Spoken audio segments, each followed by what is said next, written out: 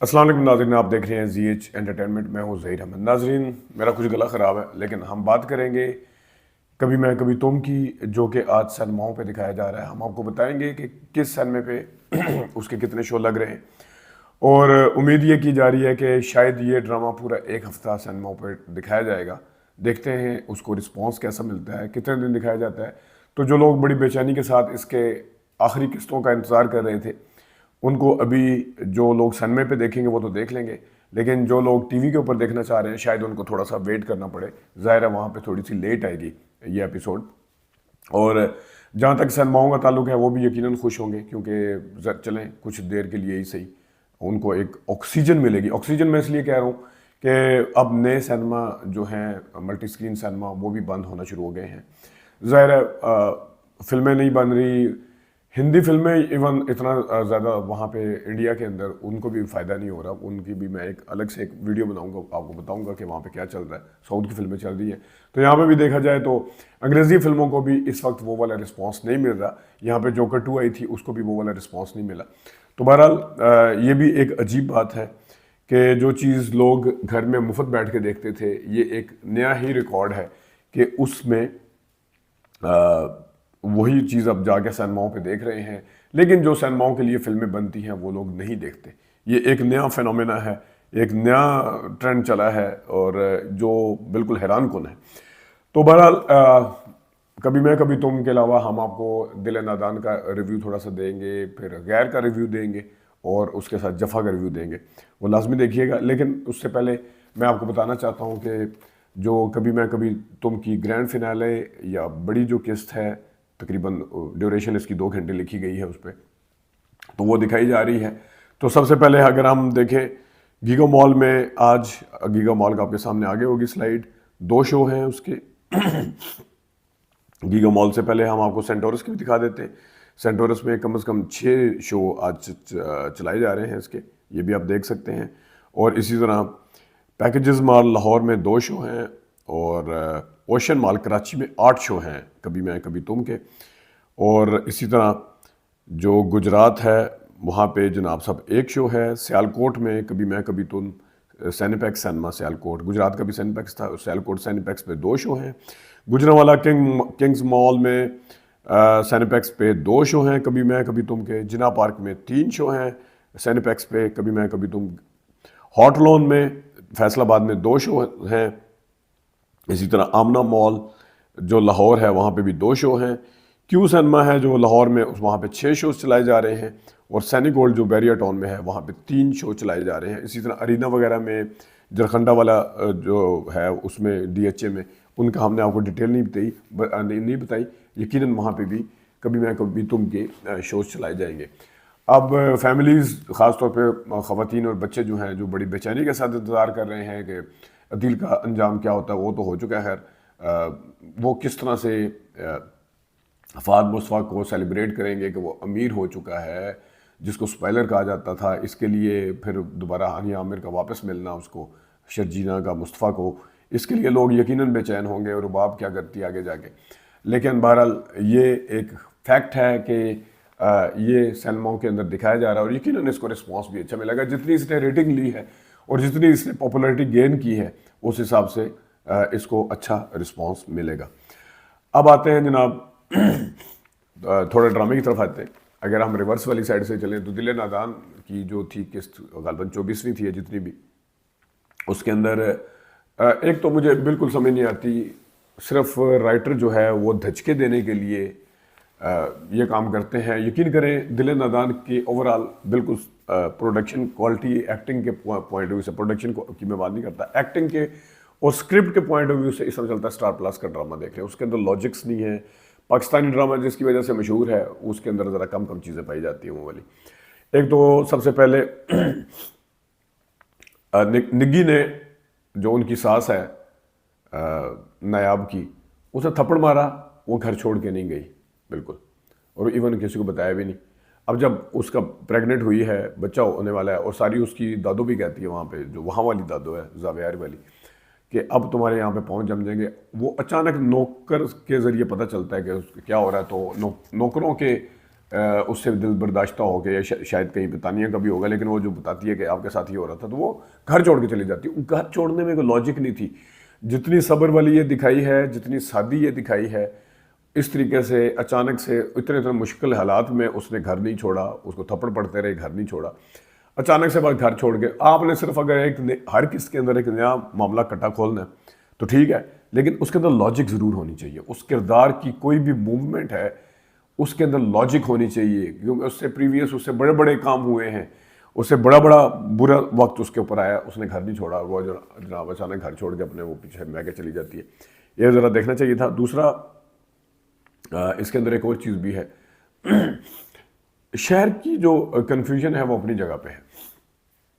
ज़ावियार गाड़ी लेके यूनिवर्सिटी में पहुंच जाता है शुरू में, अगर मैं गलती पे नहीं हूँ, लेकिन मैं अपना इम्कान ज़ाहिर कर रहा हूँ, मैं इसको वो नहीं कह रहा कि ज़ावियार वाला जो शहर दिखाया है वो कराची दिखाया गया, अगर मैं गलत, क्योंकि वो दो तीन दफ़ा वो बैरिया उसके वो जो टावर्स हैं जो समंदर के किनारे वो दिखाए गए थे एक्सटीरियर के तौर पे, तो मैं अगर गलती पे नहीं हूँ तो वो लाहौर अपना कराची दिखाया गया। अब जब वो शादी नहीं हुई थी, जब यूनिवर्सिटी में फंस गई थी अंदर, उस वक्त ज़ावियार जाता है तो जाके उसको वो निकलवाता है, ज़ाहिर है। तो उस वक्त भी, उस वक्त से लेके बाद में एक दो दफ़ा वो पार्क के अंदर भी मिलते हैं, फिर बाद में तानिया इसको जब शादी के बाद लेके जाती है वो भी कराची दिखाया गया। मैं इसलिए कह रहा हूँ कि ख़ास तौर पे इसका जो अपना दादो जहाँ और अपना भाई रहता है नायाब का, तो शुरू में हमें ऐसे पता चला था दोनों एक शहर में रहते हैं लेकिन दोनों की मुख्तलिफ जगह हैं। एक हाई अपर क्लास वाली जगह है, लोग मतलब पोश एरिया जिसे कहते हैं, और एक जो है वो ज़रा मिडल या लोअर मिडिल क्लास का जहाँ पे इसका भाई रहता है। लेकिन कल मुझे वो जो था कि उसके एक्सटीरियर बादशाही मस्जिद का दिखाया, तो ये भी एक नया ही कट्टा है कि वो जनाब अगर लाहौर रहती है तो वो सुबह एक आधे घंटे के गैप से कैसे पहुंच जाता होता था, वो उसको मिलने कैसे पहुंच जाती थी, वो उसके दफ्तर में पैसे वापस लुटाने के लिए कैसे पहुंच गई थी, वो उसको यूनिवर्सिटी से बचाने के लिए कैसे पहुंच गया था। लेकिन अगर ये लाहौर, ये मैं शादी से पहले की बात कर रहा हूँ, ये सारे वाक़यात, तो अब जनाब बादशाही मस्जिद और लाहौर दिखाया जा रहा है, जिस तरह वो लाहौर में रहते हैं। यार खुदा का नाम है, कराची और लाहौर के अंदर जो फ़र्क है वो आपके सामने, तो इस तरह की तुकों का भी ख्याल रखना चाहिए।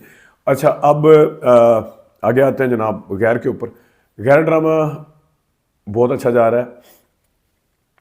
जो लोग वफा के बालों के ऊपर बड़ी तनकीद कर रहे थे, इसके बाल बने हुए फलाना, तो वो शिफा के बारे में क्या कहेंगे जब शिफा अपने घर में बैठी हुई है। 2 रेड कलर के सूट उसने चेंज किए हैं, एक उसमें 2 मुख्तलिफ है, दोनों रेड कलर के होते हैं। वो रेड कलर के सही दुल्हन वाले, इस बेचारा इसकी शादी हुई है वो जब दावत के ऊपर, और पूरा मेकअप शेकअप करके और सारा कुछ करके वो बैठी। उसके बारे में आपका क्या ख्याल है कि जो इतनी परेशान है, जो उसको शेयर करने के लिए तैयार नहीं अपने मंगेतर को, जो अब खामन बन चुका है उसका वफा का, उसको, और उसके बारे में सोचती रहती है, लेकिन उसके घर के अंदर जब दावत होती है तो वो किस किस्म के उसने कपड़े पहने, उसके बारे में भी ज़रा जो वफा के बालों के ऊपर कर रहे थे यकीनन उसके ऊपर भी थोड़ी सी बात करेंगे। अदरवाइज जो एक चीज़ है कि वो उसामा खान जो सालिस का किरदार अदा कर रहे हैं, सालिस वाले डायलॉग बहुत अच्छे हैं, ख़ासतौर पर सालिस जो अपनी माँ के लिए बोलता है जिस वक्त हॉस्पिटल में होती है कि इसने ज़िंदगी की सारी जंगें हारी हैं, पता नहीं ये वाली जंग जीती है नहीं जीती। बहुत अच्छा डायलॉग था, बड़ा मज़ा आया देख के। इसके अलावा उसके अंदर कुछ ना कुछ ख़ासतौर पे वो जो ड्रामेटिक सीन है जहाँ पे सारी पूरी फैमिली जमा हुई है, खा वो हॉस्पिटल में है, खा वो सबा परवेज़ के अपने घर में है, वसीम अब्बास का रवैया अपोलोजेटिक है, लोगों ने उसको बड़ा देखा। खा फिर वो इनके घर में जब आते हैं उसकी तरफ है, फरहान आगा भी फाइल वापस करता है, बाबर अली का भी बीच में, सबका अपना अपना किरदार है, लेकिन कैमरे ने हर किसी के बिहेवियर के, उनके रवैयों, उनकी आदत के हिसाब से जो चीज़ डिलीवर करनी थी देखने वाले तक। बाबर अली का रिएक्शन क्या है, इसमें रिएक्शन बहुत हैं वैसे इस ड्रामे में, और जो कि अच्छी बात है, मज़ा आता है देख के। अब आते हैं एक और ड्रामा, आगे देखते हैं कि इसके अंदर क्या होता है। एक और ड्रामा जफ़ा ड्रामा जो है ऑलमोस्ट एंड लगा हुआ है। मोइज़ शुक्र है चला गया बाहर, अब वापस ही ना आ जाए, खुदा का नाम है वापस ना आ जाए। वो रह के उसको ख्याल आता है, फिर जनाब वो वापस आ जाता है। लेकिन इसमें बड़ी माजरत के साथ उस्मान मुख्तार को अपने आप को तब्दील करना पड़ेगा। एक कंसेक्टिव चौथा ड्रामा में उसका देख रहा हूँ, बिल्कुल यकसानियत है, कोई पता नहीं चलता कि जनाब कहाँ के सच्चे थे और फलाना ढींगना। और अब ये फिल्म भी उम्रू यार आई थी, उम्रो यार, वो कोई इनके अंदर ज़रा सी भी चेंजिंग नहीं आती, खा वो प्रोफेसर है, खा वो डॉक्टर है, खा वो हम कहाँ के सच्चे वाला है, खा कुछ भी है, और वो इतना एहसान करके एक्टिंग करते हैं जनाब। मतलब है आप उस्मान मुख्तार नहीं हैं, आप किरदार हैं। उस्मान मुख्तार यूं करता है कि वो पूछे खाना खाएंगे, ये करेंगे, ये क्या है, ये इस वो उस्मान मुख्तार को निकालें अपने अंदर से। किसी ज़माने में हुमायूं सईद साहब, वो आप जाके निकाला उन्होंने।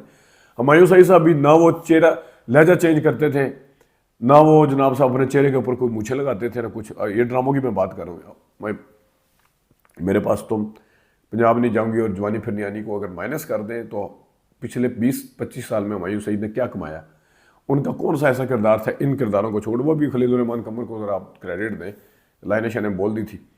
तो उस्मान मुख्तार साहब से है कि अगर आपने लंबी इनिंग खेलनी है तो आपको ये करना पड़ेगा। और जिस तरह कोई कह रहा था ना, उसामा खान की जगह गैर में उसको रखा था उस्मान मुख्तार को, तो इनकी वालदा बीमार हो गई थी, तो वो शुक्र है वो नहीं किया, क्योंकि वो बड़ा अच्छा लाइवली कर रहा है। इन्होंने आगे बोर कर देना था, इन्होंने यकीन करें आगे इन्होंने बोर कर देना था। वो अच्छा कर रहा है लड़का। अच्छा, इसमें पूरा थ्रू आउट अगर कोई किरदार के अंदर रहा है, हसन ने, मोहिब ने बहुत अच्छी अदाकारी की है, मोहिब मिर्ज़ा ने।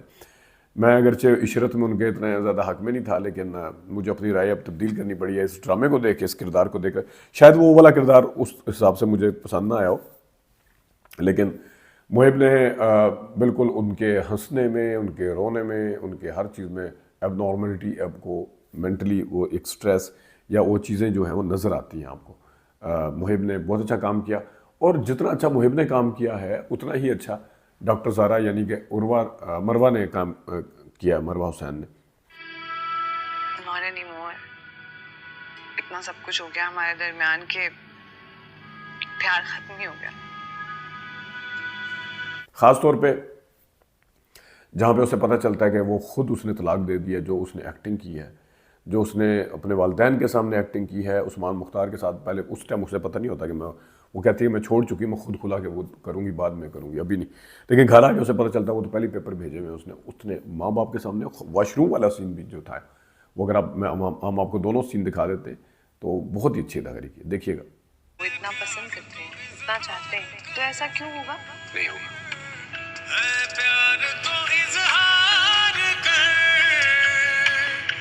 तो नाजरीन, ये किसी जगह मरवा हुसैन अपने किरदार से, डॉक्टर ज़ारा के किरदार से बाहर नहीं निकली। उसने बहुत ही ज़बरदस्त काम किया है, जितनी रिक्वायरमेंट थी उस हिसाब से उसने डायलॉग बोले हैं, और उसने अपने आप को एक मंझी हुई एक्ट्रेस साबित किया है। उसके फेस एक्सप्रेशन देख लें, उसके डायलॉग डिलीवरी देख लें, बहुत ही ज़बरदस्त उसने काम किया। तो देखते हैं आगे जफ़ा जो है वो एंड लगा हुआ कहाँ तक लेके जाते हैं। बाकी ड्रामों के हवाले से भी बात करेंगे बाद में। अपना ख्याल रखिएगा, अभी तक के लिए इतनी इजाज़त दीजिए। अल्लाह हाफ़िज़।